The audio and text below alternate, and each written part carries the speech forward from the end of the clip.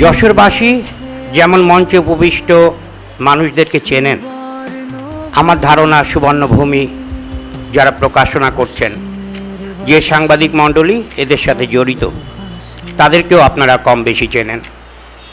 আমরা আশা করব পত্রিকা প্রকাশনাকে আমি সাধুবাদ জানাই।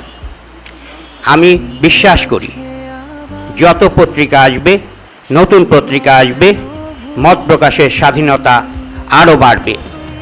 তারা নতুনভাবে নতুন দিগন্ত, এখনকার যুগে কাজ করার অনেক নতুন নতুন ক্ষেত্র এসছে। তো আমি আশা করি তারা তাদের যোগ্যতা, তাদের দক্ষতা, তাদের জনবল দিয়ে এই সমাজের, আমরা পত্রিকার ক্ষেত্রে যে কিছু কিছু ক্ষেত্রে আমরা যে সীমাবদ্ধতাগুলো নতুনভাবে সীমাবদ্ধতাগুলো প্রতিদিন ফেস করি, আমি আশা করি সকল সীমাবদ্ধতা পেরিয়ে সমাজের কল্যাণে তারা এগিয়ে যাবে। তাদের প্রতি আমার শুভকামনা রইল। ভবিষ্যতে আমরা একসাথেই কাজ করি। আমার নিজের প্রকাশনা আছে, আমরা নিজেরাও একটা পত্রিকা প্রকাশনা করি। সুতরাং তারা প্রত্যেকে আমার শরীর, তারা আমার সহকর্মী, তাদের সাথে আমাদের দীর্ঘদিনের সম্পর্ক। তাদের সকলের প্রতি শুভকামনা রইল।